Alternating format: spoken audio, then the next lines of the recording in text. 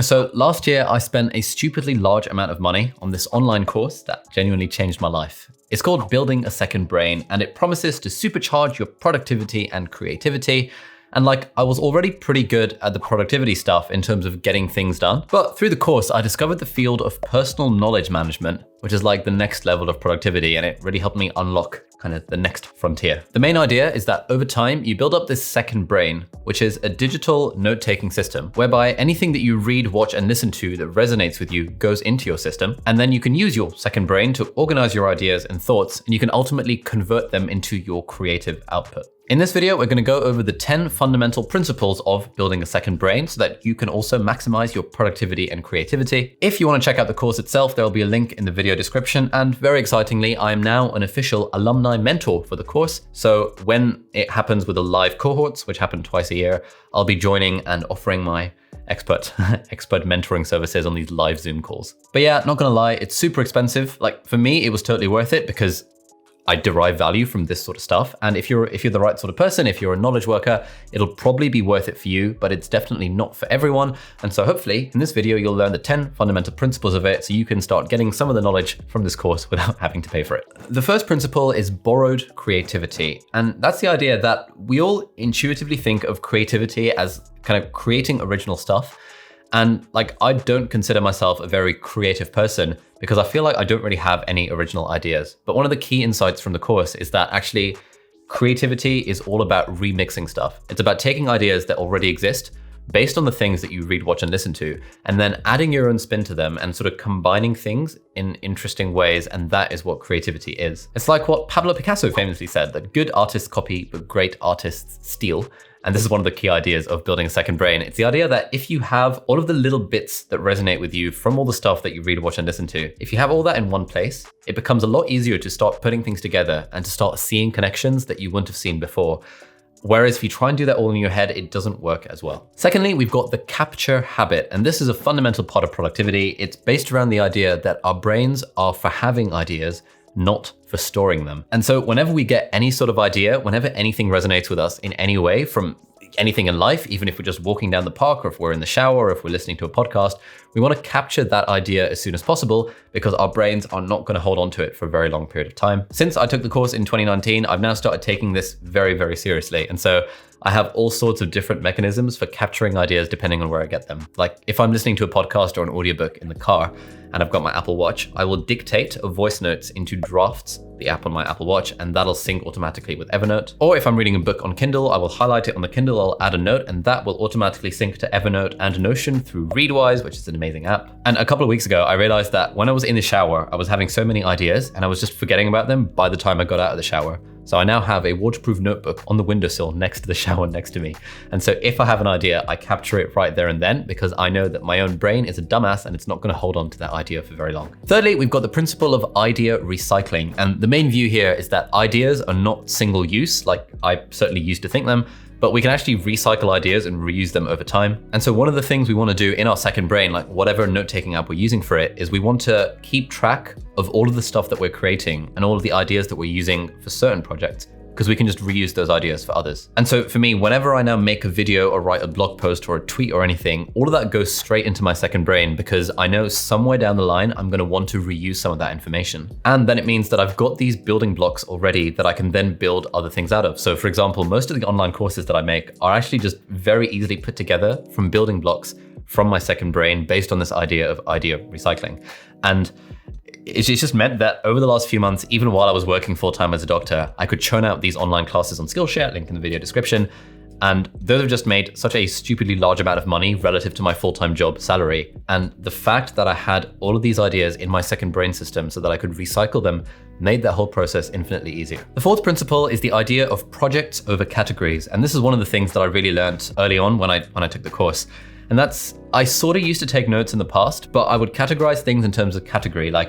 If I saw an interesting thing about marketing, I'd put it in a marketing folder in Evernote. Or if I saw an interesting thing about motivation, I'd put it in a motivation folder. But then I'd end up with these sort of folders with lots of notes in them and didn't really have anything to do with them. But now I think of it more in terms of projects. And so if I capture an idea, Firstly, it goes into my kind of general capture inbox, but then I will try my best to associate it to some kind of project that I'm currently working on, because then the information is going to be directly useful rather than it just sitting in a bookmark folder that I'm never going to look at again. Next, we have the principle of slow burns. And I think this is another really important aspect of my own personal productivity, in that most of the things I do are slow burns rather than heavy lifts. So on the one hand, we've got heavy lifts. So imagine you want to write a book or you want to make an online course and you think, right, I'm going to go to a cabin in the woods and I'm going to sit down and do the thing and I'm going to do all the work for it in a small amount of time. And that'll be like your heavy lift, like you're lifting a very heavy load. This project is like a big thing that you have to do all at once. And this sort of heavy lift mentality, at least for me, it stops me from doing a lot of things because I think, well, I haven't got the time to spend 3 weeks going to a cabin in the woods to write this book. But the opposite of heavy lifts is the idea of slow burns. And that's a big part of the building a second brain methodology. And the main idea is that we have this list of projects that we're working on, and they're all kind of on the slow burner. Like for me right now, for example, I've got a handful of online courses and like books and other kind of products in the pipeline, but I'm never sitting down and kind of bashing through them one at a time. Instead, I've got them on the slow burn. And so over time, as I read and watch and listen to things and discover interesting ideas and come up with my own ideas some of the time, it'll just go straight into my second brain and into the relevant project. And so over time, instead of kind of doing a big project one at a time, I'm doing all 10 of these projects like in very, very, very small amounts. And so now when it comes for me to, spend a day consolidating all of the bits into the next Skillshare class, for example, it's actually very easy to put together because I've already done the work over time. It's not a heavy lift that I'm struggling with. Instead, it's a slow burn that just by default, through spending time on the internet and capturing notes into the right place in my second brain, I've kind of got a system for that. And that's another really big plus of having a centralized note-taking system that is connected to whatever thing you're using to keep track of your projects on. The next principle is to start with abundance. And when we're doing writing or creating anything or writing an essay or an assignment or a presentation or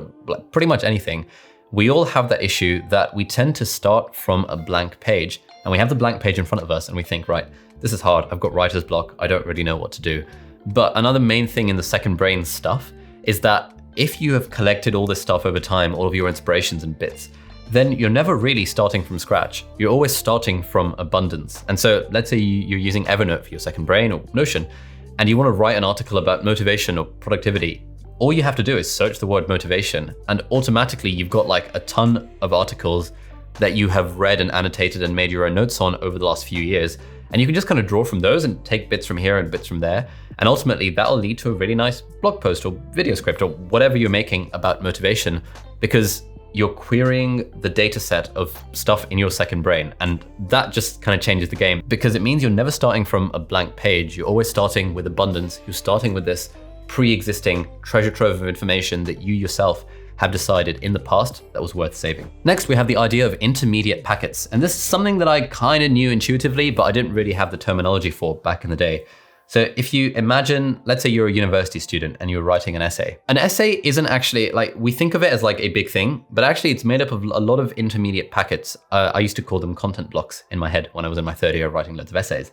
It's like, your introduction is a block, an intermediate packet. Then you've got maybe a paragraph or a section on short-term memory versus long-term memory. Then you have a section on the phonological loop versus the visuospatial sketchpad, which are aspects of working memory or whatever. You've got these kind of 5 or 6 different intermediate packets. And when you put them together, they form an essay. But one of the crucial insights, which helps make students' lives more efficient, is that a lot of these intermediate packets, you can actually put in different essays. And so what I would do when I was at university, and this was the method that helped me rank first in the U group 1 year, what I used to do is I would memorize the intermediate packets or the content blocks, and then I'd be able to essentially in my head drag and drop them into whatever essay I wanted to that was relevant to memory, for example. And even outside the world of essay writing and academia, it's really relevant. Like for example, this video on 10 principles of building a second brain, each of these 10 principles are their own intermediate packet. And I know that in the future, when I make another kind of video, or if I'm writing a blog post, or if I'm writing a book, there are surely some aspects of this video, some intermediate packets that I can just drag and drop into my other thing. So firstly, thinking in that way really helps because it means that it's a lot easier to put stuff together for your next project. But also in a way, it makes it easier to get started on your current project. So for example, when I'm writing an essay, I don't think of it as, oh damn, I need to sit down and write the whole essay, which would be more of a heavy lift. I think of it as, okay, I just need to focus on the introduction, or I just need to write that one intermediate packet of short-term memory versus long-term memory. And then it just kind of makes the work more doable, because a big problem that me and a lot of other people have is getting started with doing the work. And if there's like a big mountain in front of us, like writing a whole essay, it can feel really hard. But if it's just a small intermediate packet, like writing a single paragraph, it becomes a lot easier. And then those bits, those intermediate packets are then like go into our second brain, and they're useful for future projects further down the line. Next, we have the idea that you only know what you make. And this is like a big part of the building second brain thing. This is a big part of my personal spiel as well these days, is that like we can read, watch, and listen to all the stuff that we want, but really the stuff that we're really gonna internalize and that's really gonna affect our lives and that we can feasibly use in our future projects is gonna be the stuff that we have created ourselves. So whether that's reading a book and then writing a summary of it, or whether it's listening to a podcast and kind of turning it into like a tweet storm of like insights from the podcast, or even if it's having a random idea and then writing, like fleshing out that idea into an intermediate packet and chucking it into our second brain. When we engage with the material ourselves, rather than relying on just pre-existing material, we end up becoming much more familiar with it, and then we can do interesting, creative, original, whatever things with that stuff. And actually, one of my biggest regrets in life is that I didn't start taking notes on stuff until like last year when I discovered this Building a Second Brain course. And I really wish I'd been doing this since like the age of 15 when I first started reading nonfiction books. Because if I imagine all the hundreds of books that I've read over the last like decade of my life, if I'd thought to summarize them or just like quickly write up my insights or the interesting things I was thinking about or that I'd come across from reading the book, looking back at that now would have been such a huge treasure trove of information. And now I'm having to kind of go back through all the books I've ever read and like reread them and then summarize them. And I really wish I'd been doing that more as I was growing up. And so occasionally, you know, I'll do like an Instagram live and people will ask me, what's your biggest regret in life? And I say, honestly, you know, it's that I didn't take more notes from books. Or if people ask, you know, what advice do you have for a 14-year-old? It would be like, bro, make an Evernote account, make a Notion account, like whatever. It doesn't matter which app you use. Just start writing down the notes from all the stuff that you're reading, because in 10 years time, you're gonna be so glad that that's what you were doing. Principle number 9 is you wanna make it easier for your future self. And the way that I think of my second brain, i.e. my kind of suite of digital note-taking apps that I use for different things, is that ultimately I'm putting in the work now to create a resource that my future self is gonna find helpful. And so while right now I might be listening to a podcast and I, you know, hear the word transactional analysis. Let's say I'm listening to a podcast about transactional analysis. That was an episode that me and my brother did on our podcast somewhat recently. I might be tempted to just write down transactional analysis because I kind of know right now what it means. But that's not particularly useful to my future self because my brain is a dumbass and I'm gonna forget exactly what it's meant.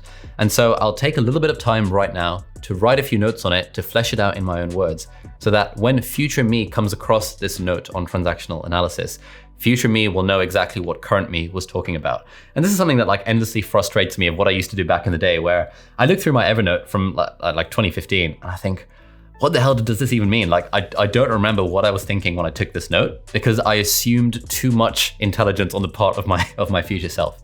And so now when I'm creating stuff, I'm always thinking with my future self in mind. Equally, if I'm studying for an exam and I'm using Anki flashcards or anything, I'm thinking to myself, my brain is a dumbass. I'm not going to remember this. Therefore, I need to create the flashcard or create the note in a way that my future self will easily be able to access it. And that's another big part of the building second brain methodology. And our final principle is the idea that you want to keep your ideas moving. And that's kind of this, it's like an anti-perfectionist take on this. Because one of the traps that we can fall into if we're building out a note-taking system is that we can fall into the trap of perfectionism where we think, okay, well, right, I've just discovered how to use Notion. I've watched Ali and Thomas Frank's videos on how to use Notion. I'm gonna create this elaborate database of all the stuff that I've ever read, and it's gonna have like 18 pieces of metadata assigned for each one.